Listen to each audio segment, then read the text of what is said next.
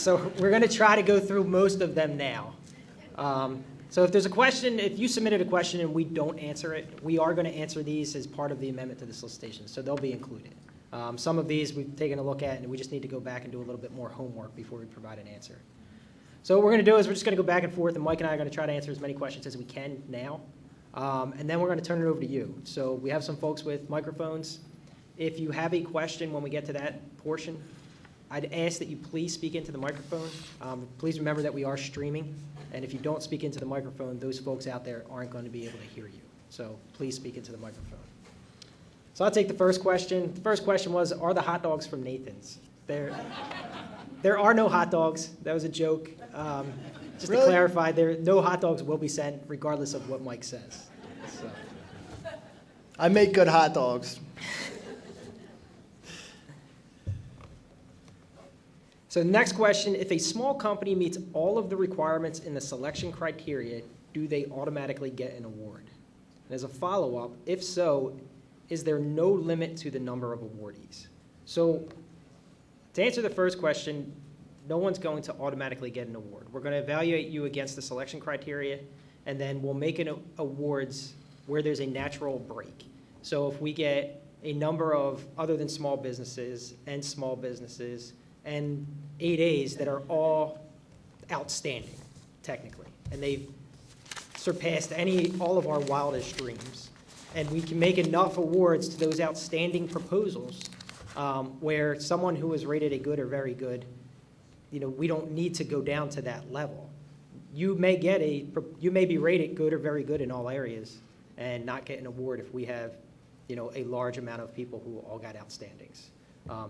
So we're really going to have to look at, once all the proposals are evaluated against the criteria, where that natural break is, and then make awards accordingly. And then the limit to the number of awardees, there's no limit per se, but again, that will be where that natural break falls. Okay. Before I get into specific questions, I have a few just points that I just want to reiterate. So the question on the number of awards we're going to make, like Joe had said, in the solicitation, the government anticipates multiple contract awards resulting from this solicitation. The solicitation is being issued as unrestricted. However, a portion will be reserved for small business and 8As.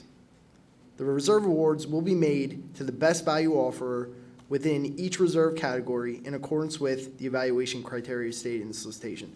I know this is kind of reiterating what Mr. Marquis said, but he didn't say it as well as this says it. The government therefore anticipates multiple contract awards resulting from the solicitation in 3 separate categories, other than small businesses, all of which must require CTA plans. Small businesses and 8As in accordance with 16.505 B2 little 1, Roman numeral F. It's the FAR. In addition, all task orders appropriate for 8A contractors may be restricted for 8A competition in accordance with the FAR. I'm not going to go through the citing it again. Sole source directly to an 8A contractor in accordance with the particular area in the FAR. Also, CPAR's definitions. So, after further review, I know what I stated in my presentation before, we will, thinking about it, rather than just saying, hey, it's the CPAR's definitions, we'll spell it out for you, and we'll actually give you the adjective in that amendment in the appropriate area, say, this is what exceptional means, this is what very good means, this is what satisfactory means, so on and so forth.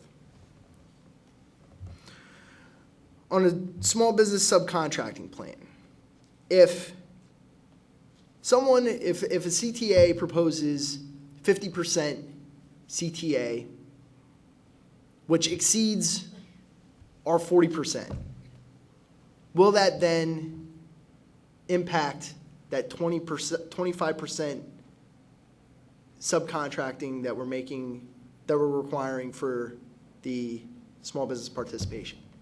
The answer is no. So the 50% CTA isn't considered subcontracting. And that extra 10% won't then cut into the 25%, won't make that 25% now 15%. CTA evaluation versus CTA evaluation at the IDIQ versus CTA evaluation at the task order level. The IDIQ level, it's a CTA plan. So we're requiring you to submit a plan that shows 40%. But we understand that your company may only get, one task order in a given year, and if that unrestricted task order was 20%, we're not going to say, hey, you didn't meet the 40% minimum for this year. So the requirement will be evaluated for the task order. We expect, like I stated a few hours ago, we expect that the CTA task order requirements will be 40% for each task order. Could be higher, could be lower, based off of historical data and our knowledge of the industry base at that time, what they can handle, what the requirement dictates.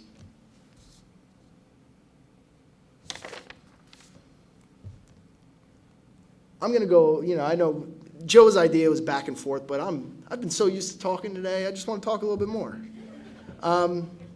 Past performance as a subcontractor. So if you're planning on priming this effort, we want 2 prime examples. But of those 8 other that add up to the 10, they could be examples of you subcontracting. They could be examples of your partner, your member, your subcontractor subcontracting. So it's not just, all 10 aren't just of your company. 2 have to be of your company and have to be of your company priming.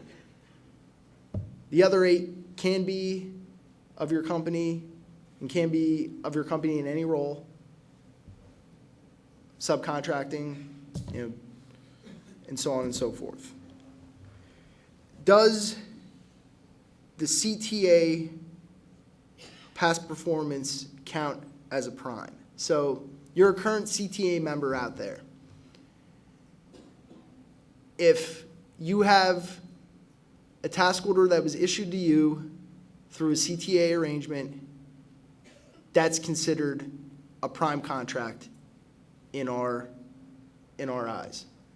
So, in conversations with our Office of Counsel and through the entire time leading up to the issuance of the solicitation, the government's perception is that a CTA award, even as a member, is considered a prime contract. You have your own IDIQ, you have a binding relationship with the government.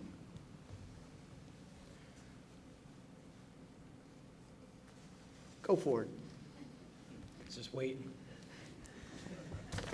Okay, so the question was, are IDIQ contracts such as GSA, IT-70, and Seaport E considered adequate past performance of similar size and scope? And that answer is it really depends. It depends on what those types of contracts, what your IT-70 schedule is for, what areas of Seaport E you have or you're supporting, and then what task areas in JETS you are offering on. So they obviously are large vehicles out there for federal use, but we'd have to take a look at that and look at your proposal and make that determination when your proposal is submitted. Another question is, what is the government trying to accomplish with the use of CTAs? So the CTAs, the history of CTAs and DCSO is we've been using them for some time. The first CTA that we did was back in 2003. Early on, we primarily used them as part of GSA. GSA BPAs or GSA task orders. Since that time, since 2003, we've migrated utilizing CTEs and IDIQs, whether it be Part 12, Part 15 for commercial or non-commercial work. And it's not so much what we're trying to accomplish. There's a lot of benefits of using a CTA, both for the government and for vendors.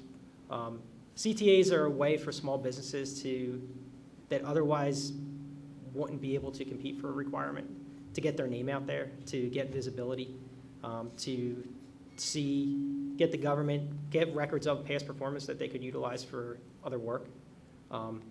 As you're aware, under a subcontractor arrangement, if you're a small business and you partner with the prime, there's not always that visibility for the small business. So the community, the government community, when we go out and do other contracts, it's difficult to show that hard record that, hey, I was a partner on this project. Under the CTA, you have that. You have your own IDIQ, you have your own task orders. So you have that record of past performance. So it's a benefit for small businesses. So that's just one. There's a lot of others. On the government side, it does help with our small business goals. We can capture the CTA arrangement under our small business percentage, and it assists in that area. And then there's a lot of others. So in short, it's just been a successful technique that DLA and specifically DCSO has been using since 2003 under a variety of different contracting types. And generally speaking, the positive from both our side and the vendor community has been good. The feedback we've been getting has been positive. Another question. Is DLA JETS a replacement for the anticipated integrated service delivery procurement? That answer is no.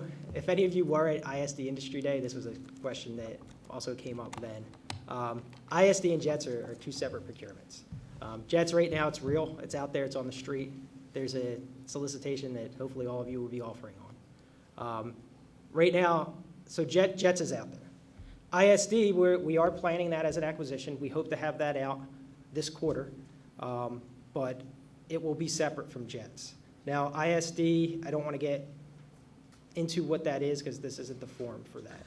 But in short, JETS will have the flexibility to support the future of ISD, 3, 4, 5 years down the line. That's not to say that we're going to take the ISD contract and put it in JETS, but it will have that flexibility if someone in contracting in J6, 5, 6 years from now decide, hey, we want to do ISD and JETS.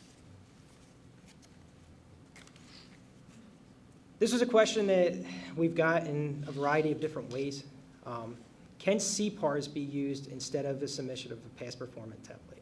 So we're going to take a look at that. Right now the answer is no, but we're going to take that back and discuss it internally with our internal review offices and council. And if the decision ultimately is, yeah, we're going to accept CPARs ratings in lieu of signed letters, we'll put that out as a formal amendment.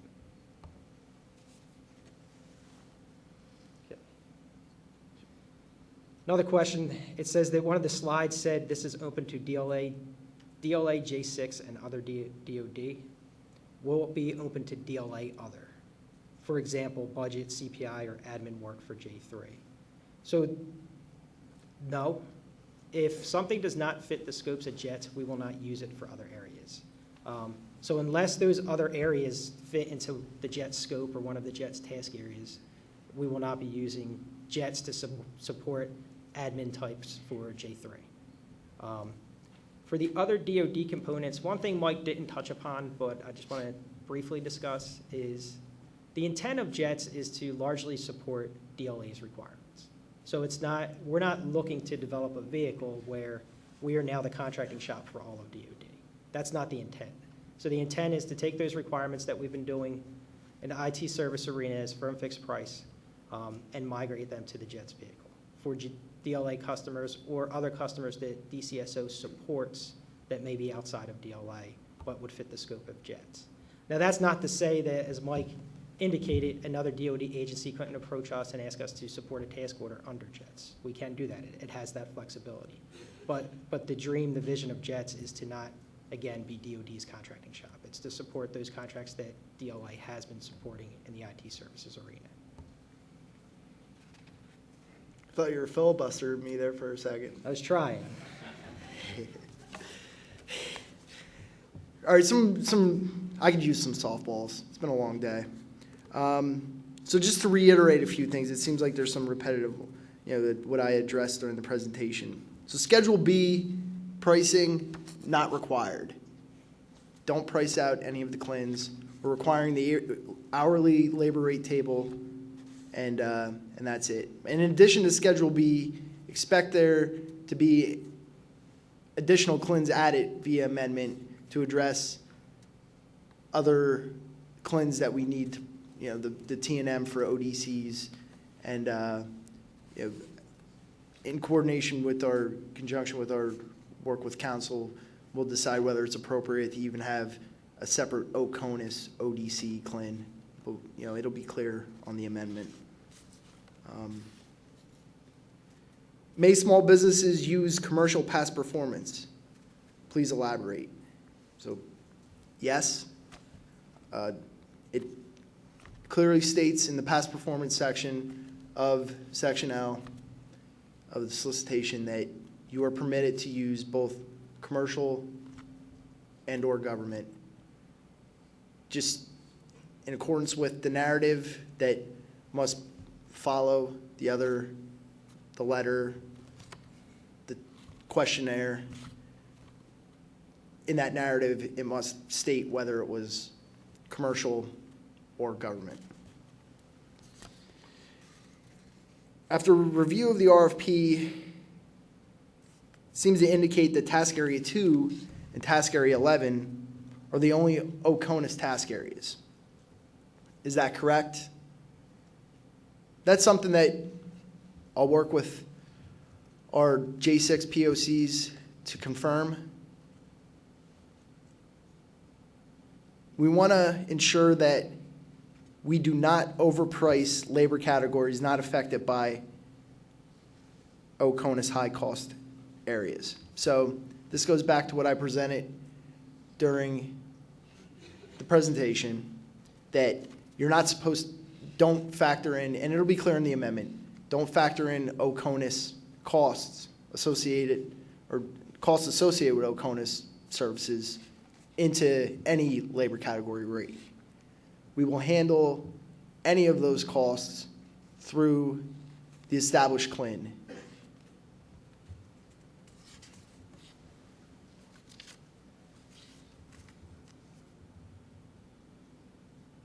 Will contracting office consider moving the deadline by a week or 10 days?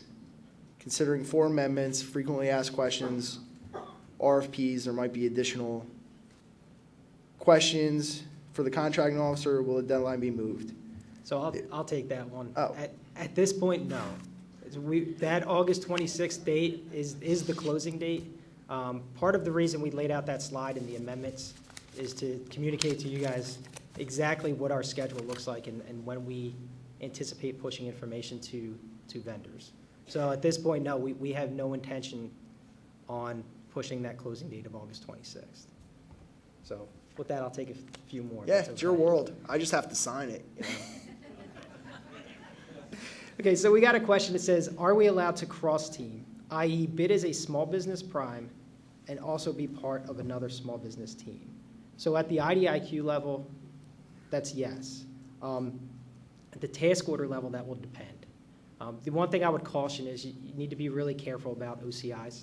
So if you start to make those types of arrangements, that could put you in OCI situations where, at least at the task order level, you may not be able to compete on certain task orders. Okay. Another question. On slide 11, under IDIQ award groupings, Group A, unrestricted, the final bullet states, all task order requirements previously satisfied through a CTA will require a CTA.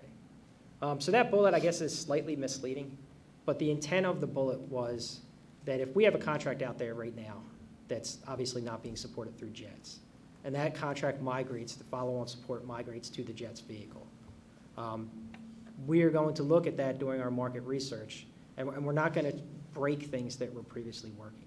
So if a contract was a CTA and that was working, and it's been working for small business, for our customer, for the vendor community, we're going to continue to support that as a CTA when it migrates into the JETS vehicle. Just as if something was in the 8A program and it's the same or a similar requirement right now to what we have right now on an 8A direct or an 8A competitive acquisition.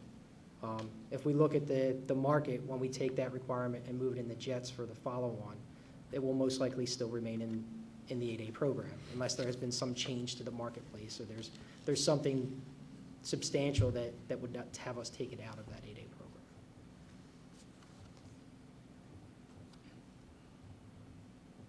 Another question is, can a CTA member that is not the lead subcontract their work to another company?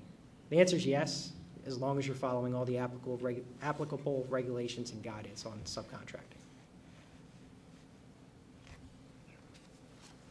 For LPTA, will you be using reverse auction?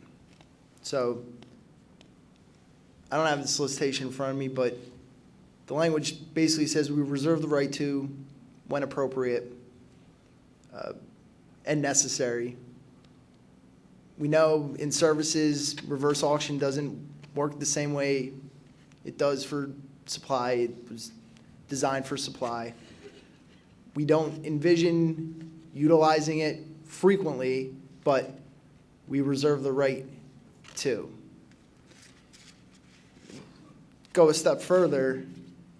If we do conduct a reverse auction, the appropriate offers will be notified and will provide all the information for that auction at that time. You need training, you need to get linked up to the system.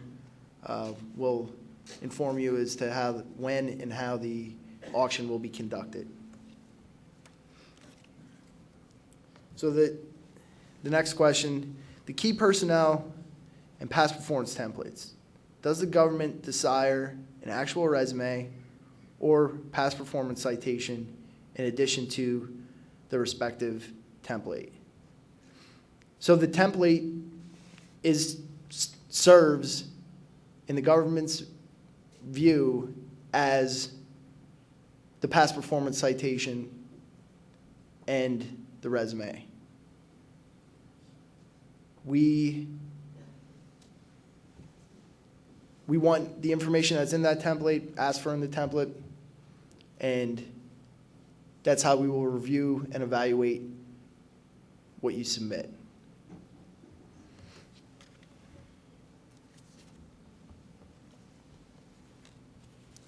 Joe, you can go. Yeah, I only have a few left, so Wait a second. I gave all the hard ones to Mike. Well, not just all the hard ones, but all of them, I guess. So, okay, if two companies are awarded IDIQ and specific task areas, are they able to team at the task order level to provide a solution? So an example that was given was Company A is awarded an IDIQ with task area 10, and Company B was awarded an IDIQ with task area 17. So if there was a task order that came out that covered 10 and 17, would these two IDIQ holders be able to partner to offer a proposal? And the answer is if that team was put together at the IDIQ level, so in other words, if Company A included Company B as part of their teaming proposal, then yes. If they didn't do that at the IDIQ level, then the answer would be no. So if after award you now want to try to form a team, that wouldn't be allowable. Unless there was some type of formal modification or a replacement of team members, which we don't expect to do a lot of, if at all. Okay.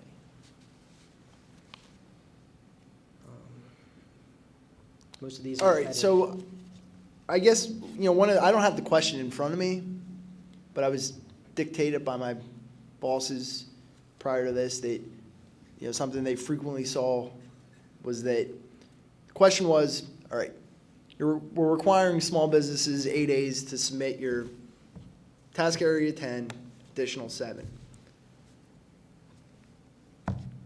Company XYZ proposes on 13 task areas. That's whatever 13.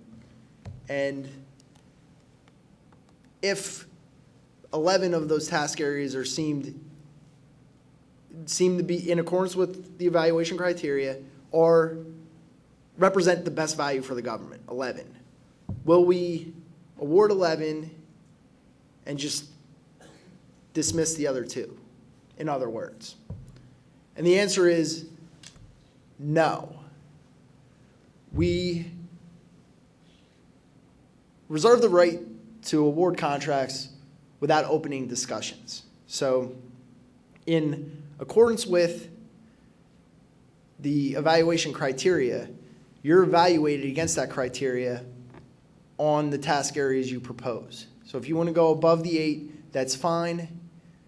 We reserve the right to award without discussions, and therefore, if there's some weakness, some deficiency that we can't justify that's the best value, we just proceed with awards. That being said, if we open discussions, we open negotiations, at that time, we can address the weaknesses, the deficiencies that may be specific to those 2 task areas that weren't up to par. And when we do that, it could be your business's judgment that we just remove those task areas from our proposal, or we see the weaknesses, we see the deficiencies, we can address that, and we think we could bump it up to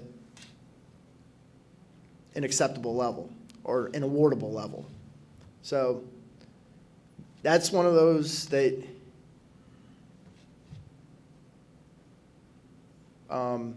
that's just how we're going to handle it. So you're proposing, you're taking that risk. Put your best foot forward up front. Do you want some of these? I'll take some.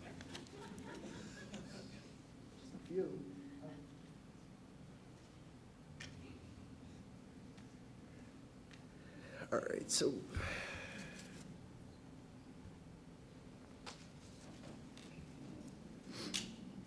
All right, Mike, I got one that you can answer. okay.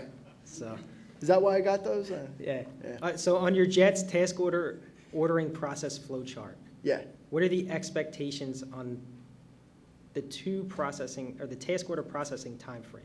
So RFQ to response. So what's the PALT for task orders, the anticipated? So, well, the PALT that we have, it varies, but from the time of requirement submission to award, anywhere from 2 to 4 weeks.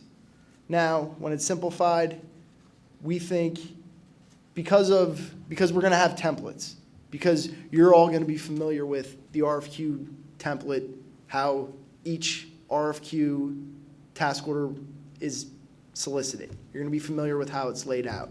You're going to have your established labor rate table already. So we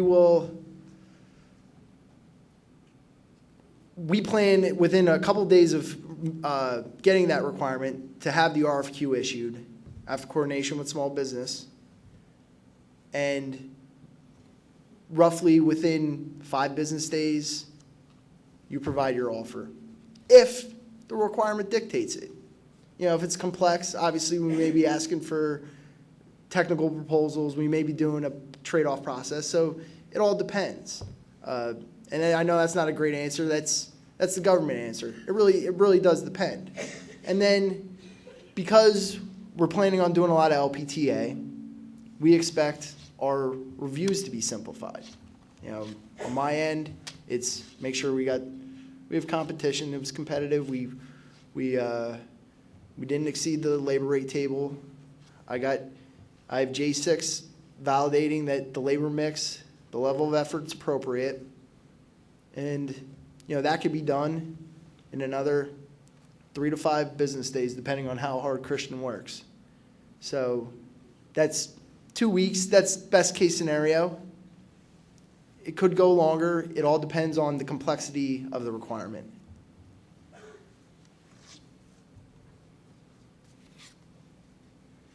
I know I kind of rambled on there, but go ahead, Joe. Okay. If we discount the ceiling rates for a task order, will we be bound to the task order discounted rates for future task orders? And the answer is no. We're going to look at post-award your task orders independently. So depending on the complexity of the work, we've realized that maybe a program manager for one project, it doesn't need to be as much of an expert as a program manager for a larger, more complex project. And that's just one example. So the answer is no. You're going to be held to your ceiling rates. We're not going to hold you to task orders or offered rates on task orders. How do you evaluate a company's non-DLA past performance versus another company's DLA past performance? So we won't be evaluating one company against another, as Mike had covered in the slide. So we're going to be evaluating everyone against the source selection plan. So now for non-DLA past performance versus DLA past performance, it depends. I mean, you could have a non-DLA past performance that's very relevant to what we're doing. And then you could have a DLA past performance that may not be relevant to whatever task order that you're offering in. So it really depends, and we won't be evaluating you against each other. We'll be evaluating you in accordance with the source selection plan for those task areas that you offer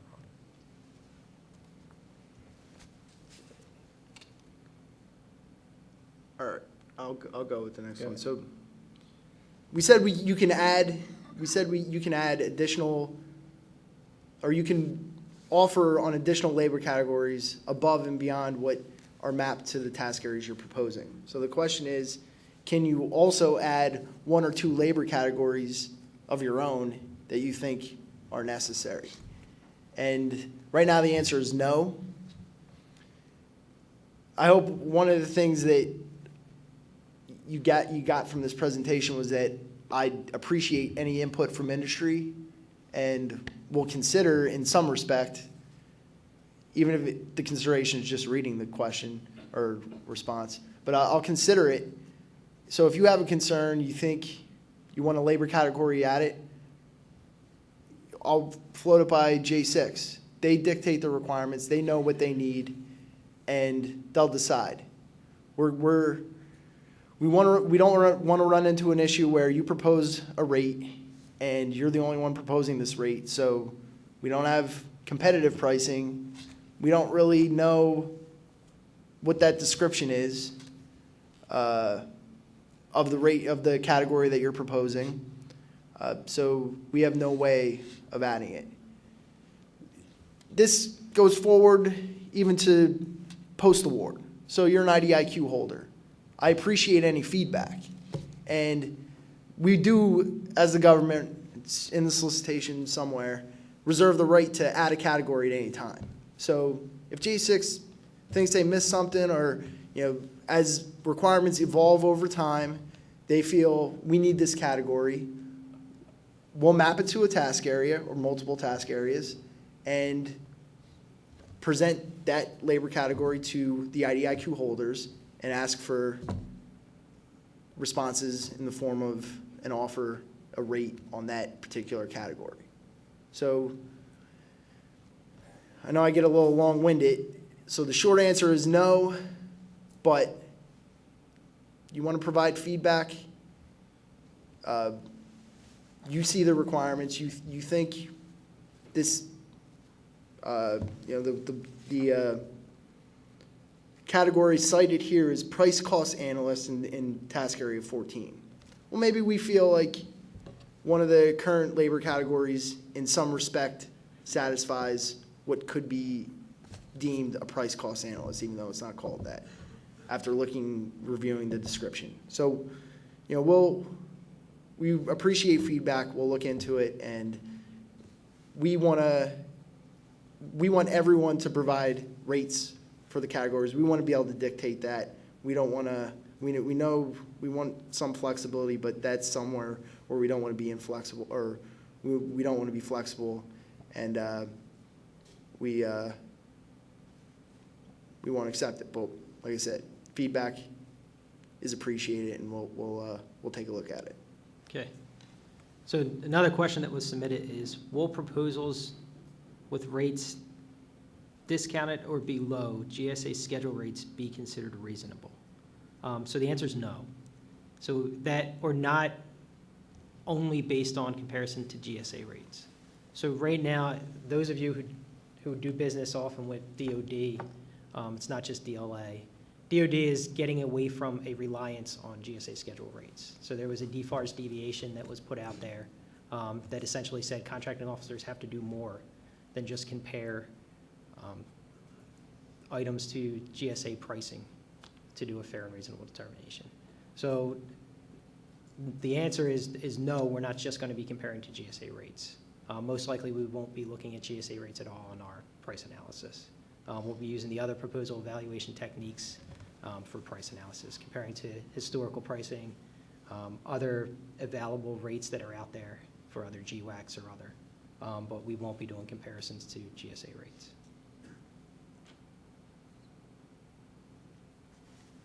Please. So this question says, please clarify how you will issue one contract to a team on multiple CTAs and direct award contracts. So just for clarification, for other than small businesses, when they offer their teaming contracts, each member of that team will get their own IDIQ for that teaming arrangement.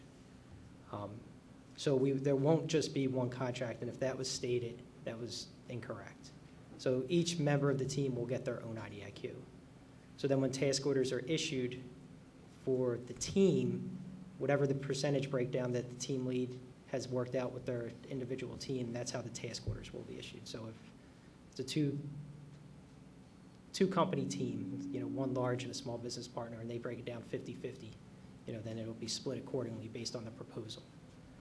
And again, as Mike had talked about earlier, small businesses, and to include 8As, they don't have to offer teaming arrangements.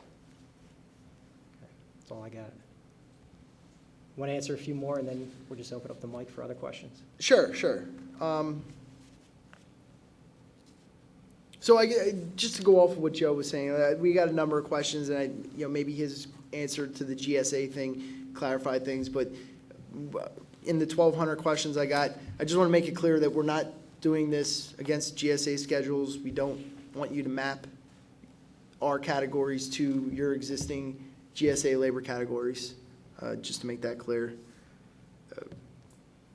So how is each, all right, loaded question a little bit. How many contract numbers will be issued to awardees that are 8A? Hate to give you that blanket answer again, but it's best value. Depends on the solicitation criteria and the offers we receive. Will each member of the CTA have a CTA number, a contract number? So yes. And as I stated before, there's going to be one IDIQ for a company that is playing in multiple arenas. So if you have your separate prime contract, you have that IDIQ satisfies orders that could be issued off of your CTA member CTA agreements, but then also your own contract. It's a vehicle to issue orders off of. How is each task area weighted? So there is no weight on any of the task areas. You propose a task area, it's going to be evaluated in accordance with the criteria.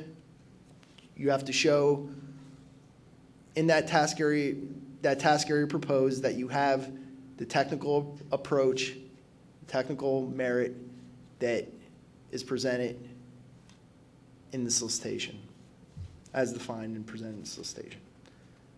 So I guess we can open it up. We could go all day, but.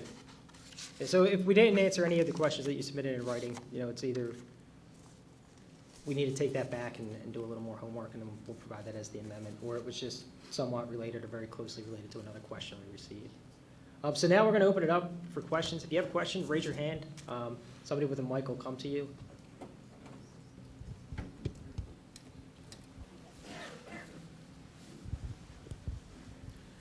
Just a clarification, hopefully you may have already answered. Let's, for example, say that a team member is bidding under multiple other than small businesses as a CTA member. Both of the other than large business, small businesses win the contract. the CTA member will only get one contract. Which one will they get if both of their IDIQ members won the IDIQ? Which one will they fall under? So you mean if you as a teaming partner partnered with two separate teams under two separate proposals? That's correct. And both of them win. Since we're only going to get one CTA number, which one will you get? The answer is that you will be a member of both CTAs. The proposals for each CTA will be incorporated into that one IDIQ. We'll keep that IDIQ separate from the other CTA leads, so we understand, like we said, that there may be proprietary information from one company that we don't want to disclose to the other members of the CTA that's not involved in that CTA or lead. So you're going to get one IDIQ, and that IDIQ will incorporate the proposals of each CTA and each CTA's labor rate table as it applies to your company. The only IDIQ, just to go a little further, the only CTA IDIQ that will incorporate and encompass all of the rates is the CTA leads IDIQ. The other CTA IDIQs and members will not incorporate the other members' rates, the team leads rates. It'll just be of their own rates. Is that? Question I have is based on the formula that you have, a large CTA or a large company who's awarded a CTA, under the formula you have, they could only receive a maximum of 45% of the work. Is that correct? If I'm reading it right, is it 35? 35%. Sorry. It's 45 because you have 60% Minus 15%. Yeah. minus the 15%. Exactly. So 45. Now 45%. So okay. let's clear this up a little bit. Both the CTA arrangement, as I stated at the start of this question and answer session, the CTA plan that you submit with the IDIQ proposal is a plan. So we're saying plan on allocating 40%, but we're not mandating you to do it at that time. The task order requirement, there will be the mandate. In addition to that, the small business participation factor represents goals. And although we're gonna look at them on a yearly basis, we're not saying on each individual task order you have to subcontract 25%, but on an annual basis, we want to look at how you've subcontracted and how you've broken down those percentages in relationship to woman-owned small business, service-disabled, veteran-owned, HUBZone, and so on and so forth throughout the year.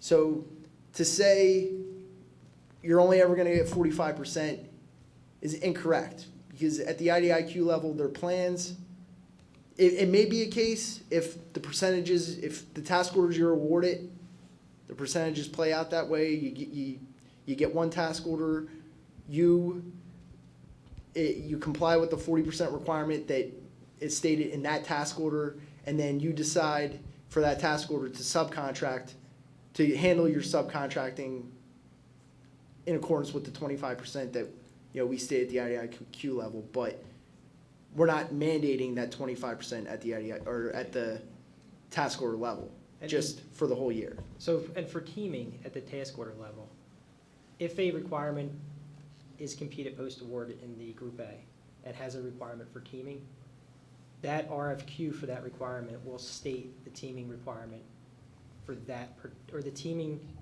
percentage requirement for that particular requirement. So in other words, we have requirements now, we have contracts within DCSO where the requirement for teaming is 50%. So if they were recompeted, if they move into the JETS vehicle in the future, most likely the requirement's going to remain 50%. And that'll state that in the task order RFQ. So for that particular one, the teaming requirement would be 50%. Now, the subcontracting, that's separate, so that's, don't confuse the two, they're two separate items. But the teaming requirement on a task order level will specifically be stated in the RFQ for that task order requirement. Does that make sense? You look, It does, but the basic formula does equate out the 45. If we do it according to the way you have it, a large business then would truly only receive 45% of the task order business if they do it exactly as you have designed in the formula. No.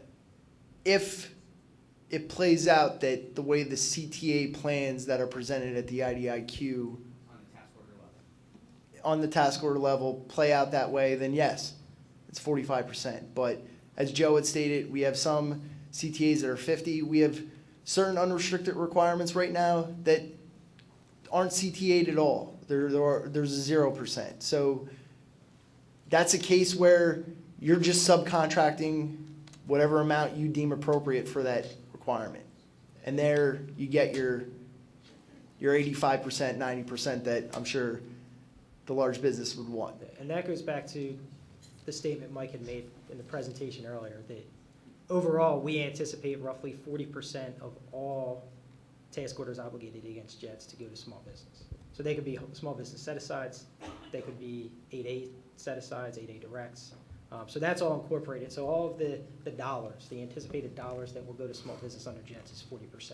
And that includes, because again, as he had stated, there may be requirements, there's requirements right now that are unrestricted without any teaming, and, you know, given no change in the marketplace and the vendors that can support those requirements, they will most likely remain unrestricted when they go into the JETS vehicle.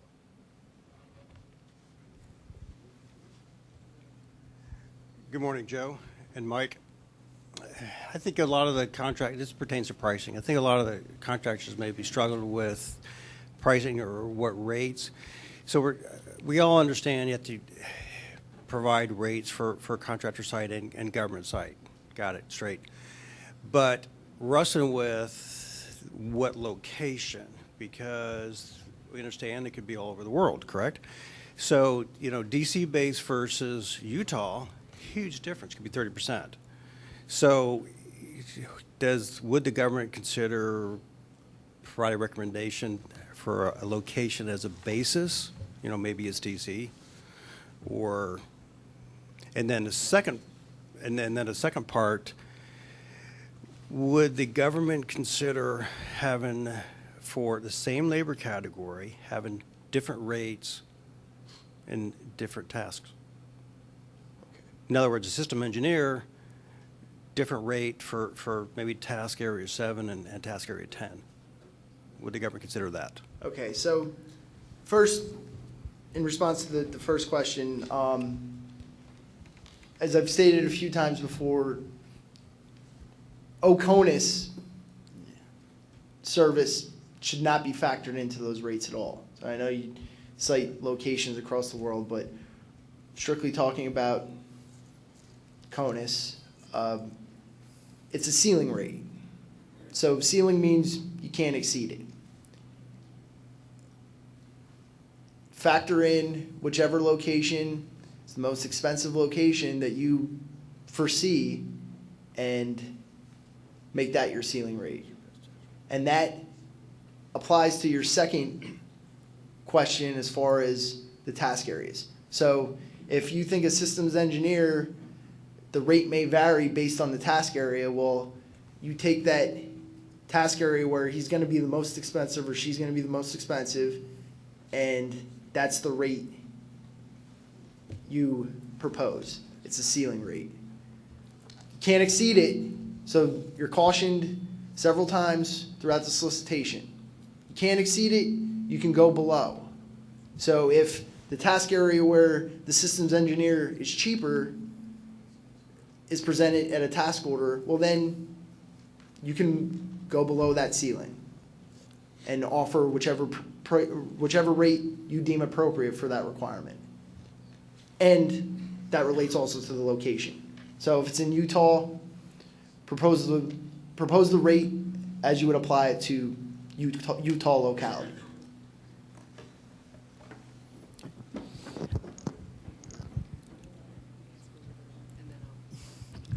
Oh, hi. Just a couple more questions concerning CTAs. All right, the first one is the prime contractor, all right, always the CTA lead? So, yes, whoever submits the proposal for the team, they will always be the lead.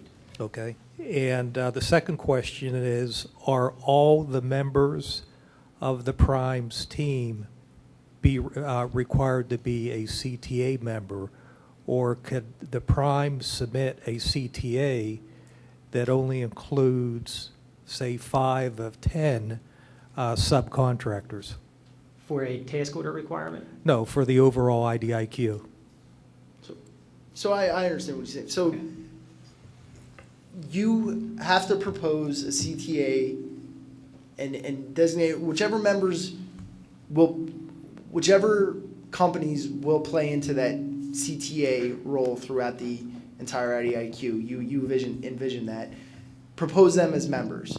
You are permitted to also have subcontractors that aren't CTA members, but be aware that those subcontractors during the life of the IDIQ won't count towards a CTA percentage at any time.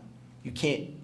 So they're not subcontractors in any way, shape, or form will get their own IDIQ. They won't. They're not. Their subcontractor isn't getting their own IDIQ. So we can't count that percentage. So my question, if I have 10 members, all right, 10 partners, let's say Yes. 10 partners on my prime team. Right. All right, can I submit a CTA that only includes 5 of them, all right, but still submit pricing for the other 5 subcontractors?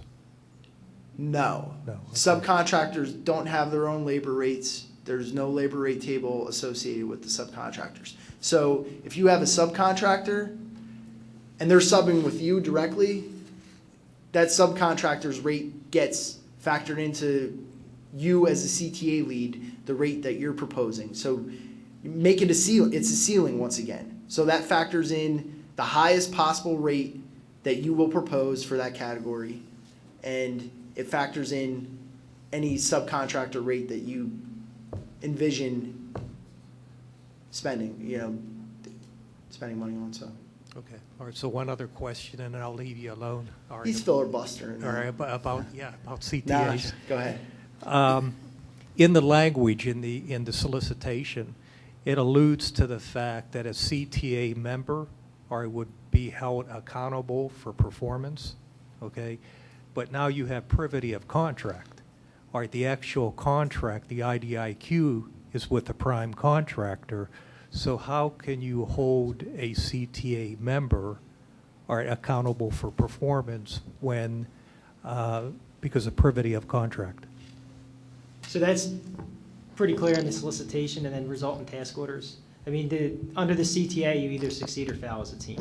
And that's been the standard practice when utilizing CTAs within DLA.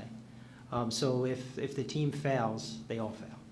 So it's up to the team lead and the partners to make sure that everyone is performing up to code and up to a satisfactory level so that you all are rated acceptably. So it's important that when forming your teams for under a CTA that you really take that into consideration and you're partnering with firms that you trust and can form solid teams.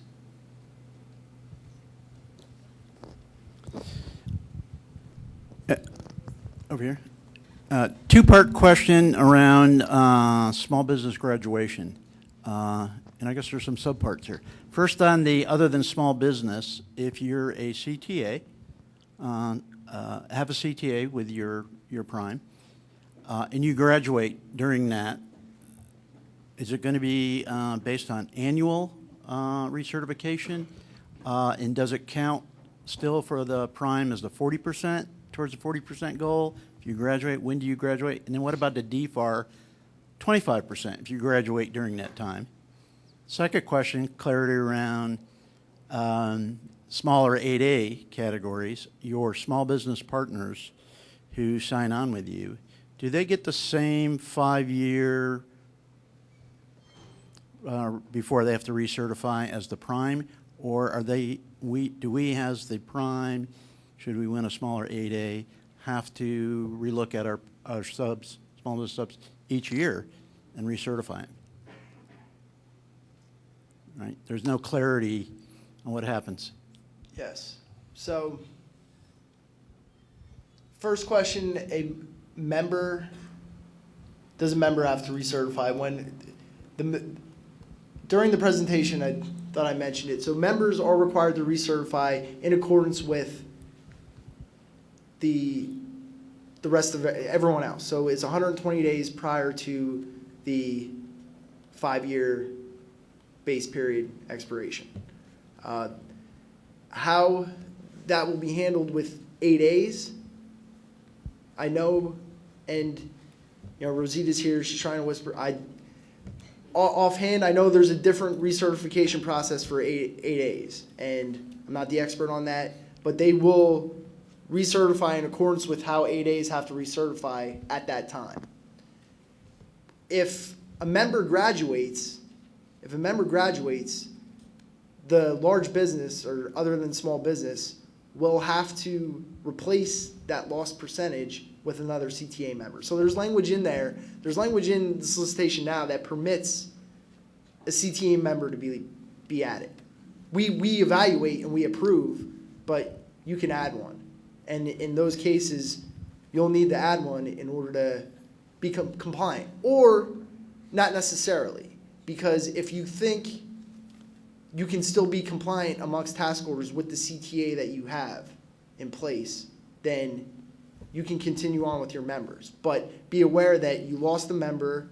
If you envision a task order requirement that you're not going to be able to meet our requirements because you lost that CTA member, you may want to look at adding that member.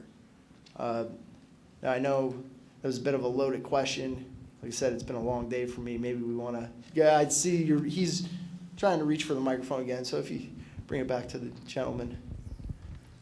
Because as part of a CTA, and you have your award, say you get a task order award with a base and 4 option years, and you graduate after that second option year. Does that mean you can't complete the rest of that task order? Is that because you grad?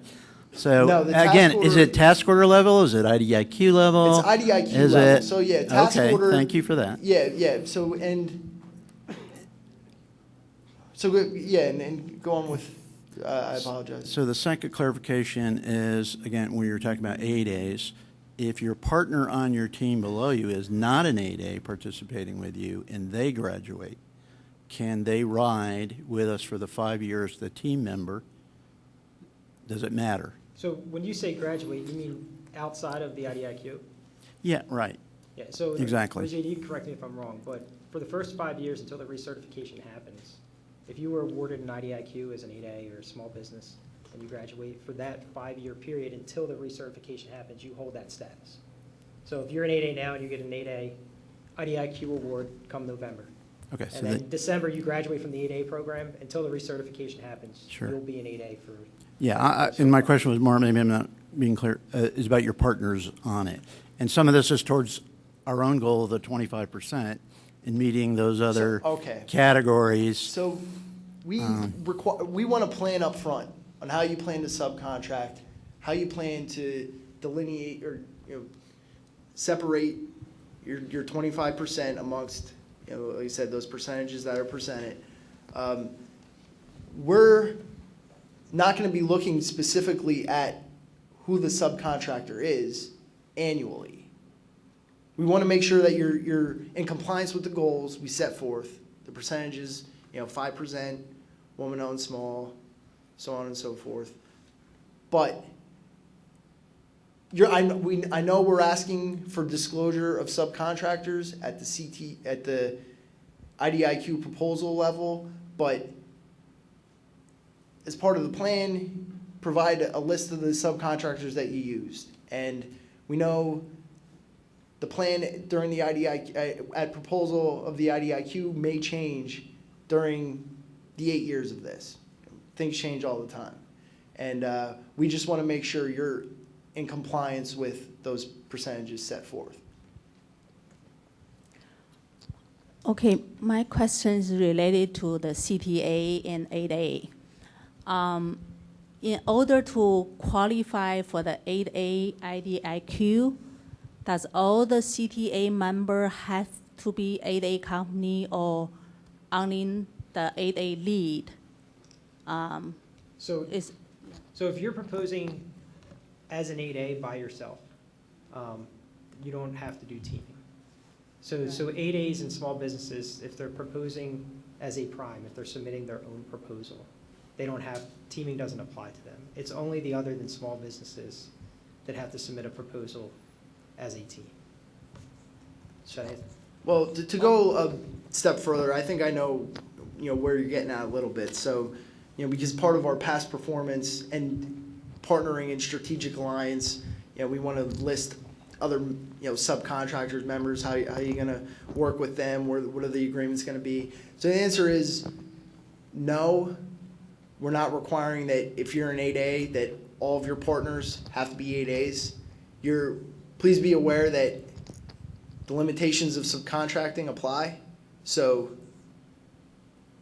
for set-asides, for set-aside task orders. So you're going to be held to the restrictions there, and you can subcontract the other portion that however you deem fit, however you see fit. So if you want to subcontract with a large business, if that helps your overall proposal, that's what you feel you need as a company to get an IDIQ award, you're permitted to use a large business, a other small business that's not an 8A.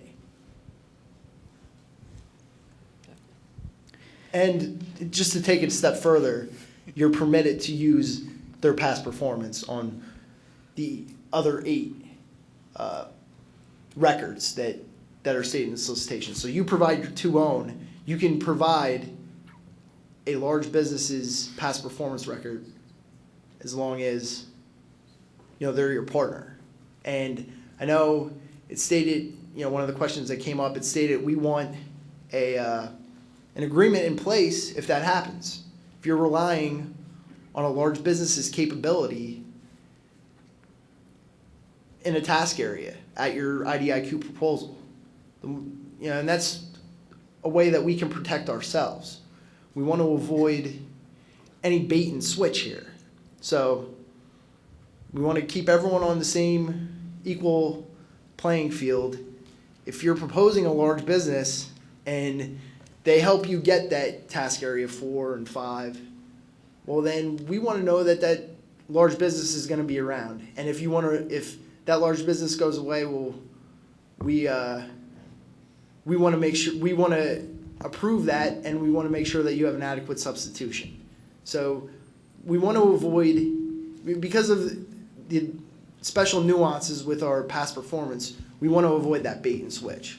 We want to avoid someone coming in with another company's records and never actually using them. And them not actually being a part of your team. You're not actually subcontracting to them during an 8A task order. 2 parts. How do CTA members submit their prices? There's a little bit of confusion in that. Let me give you an example. A small business is priming, and they submit for labor category X and Y a rate of $8 and $21 as their prime. As a CTA member, they submit a rate of 10 and 20 for those 2 labor categories. That's going to cause a fair amount of confusion on your part on how to issue them a CTA or an IDIQ. So there's one. They may win as a small business with a rate of 8 and 21, but they're quoted as a CTA with a large member with 10 and 20. How are you going to resolve that? And how do you expect the small businesses to submit their prices? Is it sealed bidding, sealed pricing directly to you, or through the Prime's member? And can the large business satisfy that 5533 portion through its 40% CTA? So can it be doubled up? Historically, at DLA, large businesses have done that, where they've said, we've got 40%, but that 40% includes small, women-owned, hub-zoned, and blah, blah.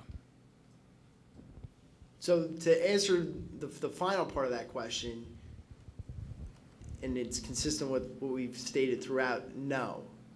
The 40% is for CTA members.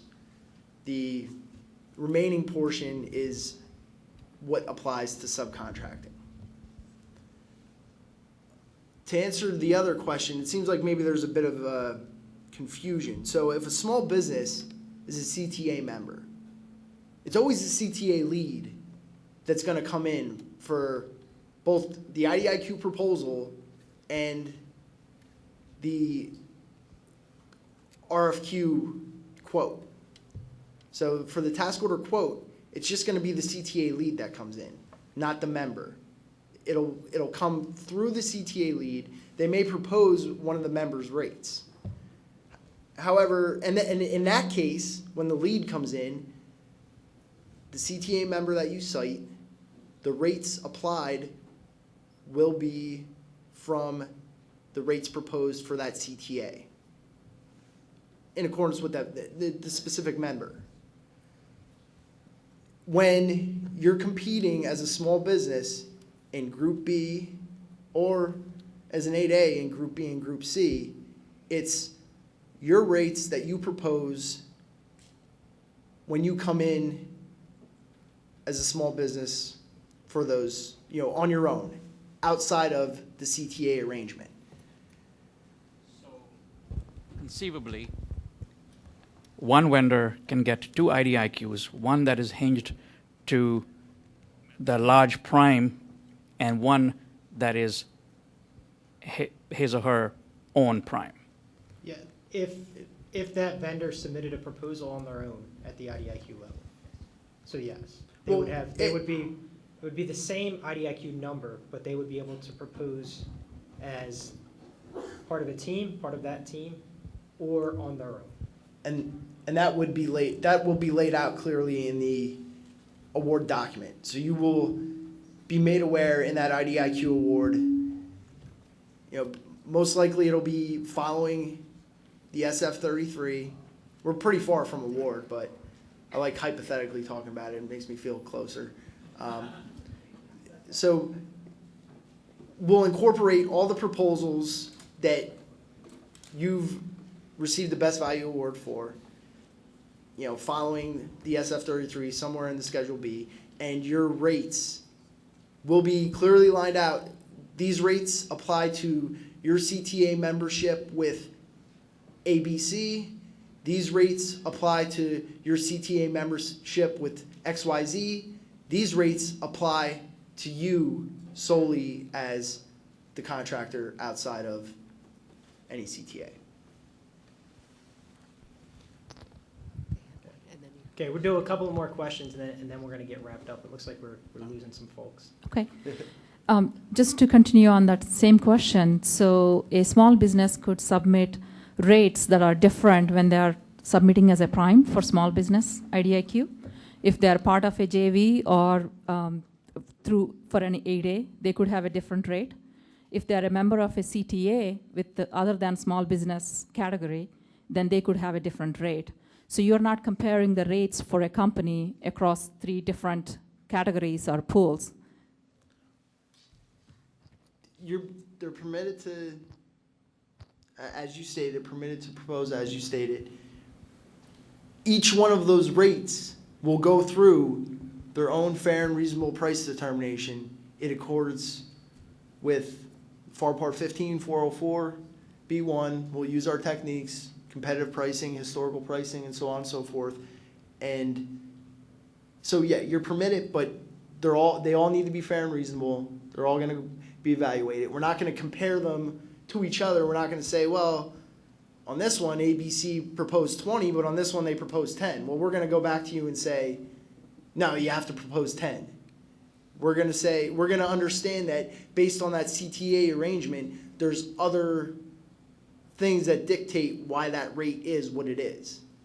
So hopefully that clears it up a bit. Sure, thank you. To follow on question, going back to the recertifications, just to clarify, so small business, when they submitted, at the time of the submission, they're small business. So even though they graduate after 2 years, let's say, they don't need to recertify until the first base year, which is the 5 years. The same thing applies to 8A as well. At the time of the submission, they are 8A. So if they get awarded, so they do not need to recertify until the 5 years, which is the base. So As for 120 days. prior, It'll be, well, this is one of those that obviously we've coordinated with Rosita. We want to make sure we get the correct answer and we'll lay it out. We'll make it Okay. clear to you in that answer. and then for small business and 8A, to meet the 25% small business participation plan, that's where, because they are subcontractors, so a small business that's a subcontractor on my team, which I'm in a small business IDIQ, if I need to add other hub zones or SDVSBs, because they're subcontractors, we can add members or subcontractors as we see it's needed. So just to be clear, and I know we've stated this, the